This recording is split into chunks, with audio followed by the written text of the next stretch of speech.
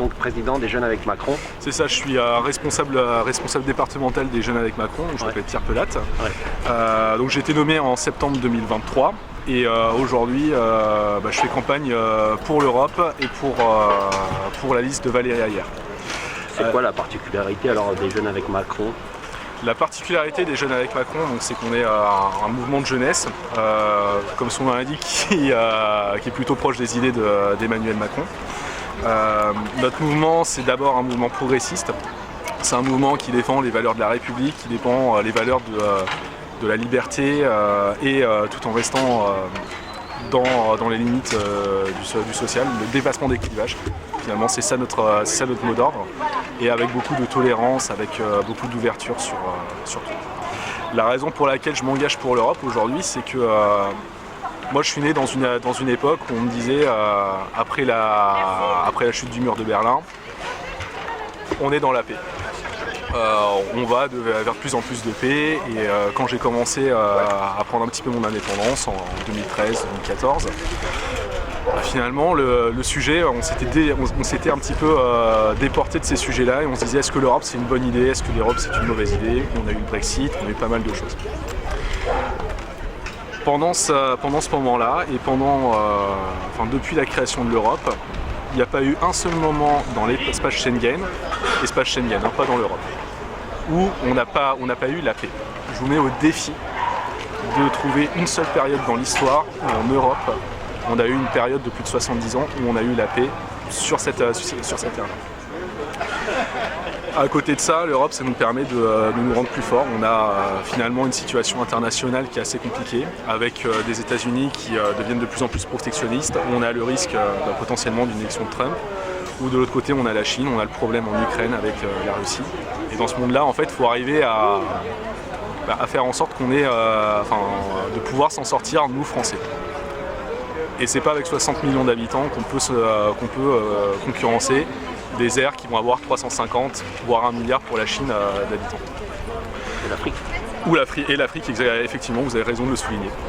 Donc c'est pour ça qu'à mon avis, aujourd'hui, on ne peut plus parler de la France en tant que pays et en tant que nation, c'est bien. Mais la France, elle sera quand même beaucoup plus forte si elle arrive à prendre des décisions communes avec ses voisins et à imposer finalement sa vue là-dessus. Alors c'est vrai, les choses ne sont pas parfaites, on a beaucoup de bureaucratie, on a des choses à changer. Nous, ce qu'on veut, c'est finalement simplifier aussi les procédures, faire en sorte que l'Europe ce soit une institution qui protège et qui ne soit pas en train de nous donner des lois supplémentaires, de nous embêter avec des administrations supplémentaires. Des règlements qui servent à harmoniser le marché et les différentes les différences qu'il y a dans les pays. Exactement. Alors comment vous allez expliquer donc finalement l'Europe aux jeunes, puisque vous êtes jeunes? Il va falloir parler Europe à des jeunes qui sont traditionnellement, on va dire, pas très réceptifs sur ces scrutins-là. Comment vous allez intéresser la principale préoccupation des jeunes aujourd'hui, c'est l'écologie. On est dans un monde, on est dans une trajectoire qui n'est pas forcément la meilleure en termes de biodiversité. On sait ce qui peut nous attendre. En France, on essaie de faire en sorte d'avoir une politique environnementale qui soit meilleure que dans les autres pays, d'aller plus loin que dans les autres pays, que la France soit un modèle. Maintenant, la France, c'est 60 millions d'habitants. C'est même pas 1% de la population mondiale. Si on veut que nos décisions aient un impact, il faut qu'on soit suivi par les autres aires possibles. Donc vous allez dire aux jeunes, l'Europe, ensemble on est plus fort. Exactement, on est plus fort. On a tendance à se dire oui, l'Europe c'est lointain, mais en fait non, l'Europe c'est des conséquences qui sont, c'est des projets qui sont très locaux. Oui. 75% du budget de la région vient de l'Europe. C'est quand même quelque chose. Oui, les FEDER et autres. Les FEDER, la PAC, on parlait beaucoup des agriculteurs qui, de ce que j'ai compris, sont pas forcément reversés par la région. Qui sont reversés par la région. On était à un meeting de campagne hier avec Bruno Le Maire, et je pense qu'il avait complètement raison de le souligner. Les agriculteurs sont en colère quand ils reçoivent leurs aides de la PAC avec 15 jours de retard.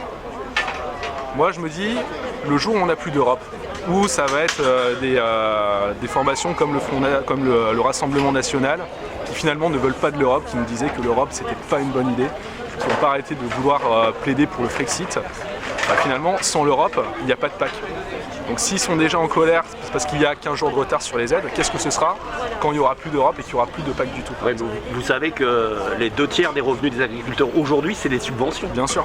Donc votre revenu, si vous attendez vos 3/4 ou vos 2/3 de revenus, si vous attendez 15 jours de plus, c'est énorme. votre Pour eux, revenu mensuel, 15 jours de plus, vous n'allez pas être content non plus. Pour eux, c'est énorme. Bah oui. Mais pourquoi est-ce qu'il y a ces 15 jours de plus? Parce qu'il y a un millefeuille administratif qu'il faut arriver à simplifier. L'une des propositions de Renaissance et de Renew Europe, c'est finalement alors pour parler en termes un petit peu juridiques, c'est de proposer une clause omnibus qui simplifie finalement toutes les procédures, qui enlève tout ce qui n'est pas nécessaire. Qu'on remette un petit peu toutes les choses sur le papier, parce que finalement l'Europe c'est quoi? C'est une construction progressive. On a eu la communauté du charbon et de l'acier, la communauté européenne, Oui, derrière on a eu Maastricht. Aussi, il y a eu pas mal d'empilements de traités qui n'ont pas été revus depuis à peu près 70 ans. Il faut dépoussiérer. Il faut dépoussiérer tout ça et il faut élaguer. Finalement, c'est comme un arbre. Un arbre, si vous voulez un bel arbre qui donne de bons fruits, finalement, si vous ne l'élaguez pas, si vous ne l'entretenez pas, si vous ne regardez pas ce qui a été fait avant, finalement ça va pas marcher, ou alors on va se retrouver avec des lourdeurs administratives qu'on a. Et là nous ce qu'on veut c'est essayer de simplifier tout ça, faire en sorte que ce soit plus efficace et que ce soit plus tourné finalement vers les jeunes et protéger les jeunes. Aujourd'hui on a aussi la guerre à nos frontières. Kiev c'est à 1500 km de Strasbourg. Donc finalement c'est très proche. Notre but c'est de sensibiliser et de faire en sorte au moins d'informer. On sait que potentiellement les gens ne sont pas toujours d'accord avec nous. Ça c'est à peu près normal. Mais si on veut que les gens puissent avoir leur mot à dire, il faut qu'ils votent. Et c'est d'abord ça le message. Ensuite, la deuxième question, c'est faire en sorte, est-ce qu'on veut plus ou moins d'Europe? C'est une question qui se pose. Nous, on est partisans de plus d'Europe. Et on veut essayer de faire en sorte que finalement de donner cette vision au maximum de gens possible. Un JAM aussi, c'est quelqu'un qui est engagé. Moi personnellement, je m'investis dans les associations de mon village, donc de ma ville, de la Bouère, où je suis investi au niveau de la Vanda. Je suis un entrepreneur aussi, j'essaie de m'engager dans différents réseaux et de pouvoir apporter ma pièce à l'édifice. On n'est pas seulement des gens qui vont apporter entre guillemets la parole d'En Marche, on n'est pas seulement de Renaissance, on n'est pas seulement les petits pains, on est capable de s'engager nous-mêmes et on est capable nous aussi d'apporter notre pièce à l'édifice en tant que militant mais aussi en tant que citoyen. Par exemple un jeune lycéen, un jeune de 18 ans, est-ce que vous arrivez rapidement à lui expliquer le fonctionnement de l'Europe? On peut lui expliquer ça en 3 phrases, après ça dépend, on en fera potentiellement pas un avocat en droit européen. Maintenant après le fonctionnement... On connaît moins le fonctionnement de l'Europe que le fonctionnement des institutions de la 5e République, avec un président, un Premier ministre. Ça a l'air plus compliqué, mais finalement l'Europe c'est un peu le même système. L'Europe en fait, vous arrivez à leur expliquer c'est exactement le même système que ce qu'on a en France, mais à une autre échelle.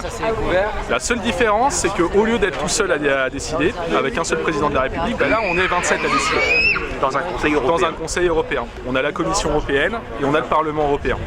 Le Parlement européen, c'est l'équivalent de l'Assemblée nationale. Et la Commission européenne, c'est le gouvernement. Exactement. La grande différence, c'est que finalement, chaque État est souverain en Europe. Et ça, faut le rappeler parce que finalement, on a certains. Voilà l'Europe des nations alliées. On a l'Europe des nations. Il faut l'unanimité. Et justement, c'est ce que j'allais expliquer, c'est que étant donné que chaque État est souverain, quand on prend des décisions, on les prend tous ensemble et on les prend à l'unanimité. Et c'est vrai que quand on était 6 dans l'Europe dans les années 50, au moment de la CECA et au moment de la CEE, c'était assez facile de prendre des décisions. Aujourd'hui, on est 27. Au lycéen, si je veux expliquer un petit peu la complexité des procédures européennes, je dirais essayez de vous mettre d'accord sur un sujet dans votre classe. Et faites en sorte, et essayez de faire en sorte que tout le monde soit d'accord à l'unanimité dans une classe de 30 élèves. Ça va être très compliqué. C'est pour ça aussi que ça. Ils ne sont pas d'accord sur le choix de la sortie à faire. Voilà, ou de la cour, ou de la sortie. Futuroscope, Astérix, Disney. Ça dépend. Marée d'Orx. Exactement. Non, mais en fait, je veux dire, c'est que c'est beaucoup plus compliqué de prendre des décisions à 27 que que des décisions à 6 ou 7. C'est pour ça que finalement ça prend du temps, c'est un petit peu lourd, mais on s'en sort et ça permet de respecter les intérêts de chacun. Donc finalement, c'est un petit peu ça aussi la démocratie. Il faut savoir aussi que l'Europe, dans la hiérarchie des normes, finalement ça passe devant les lois.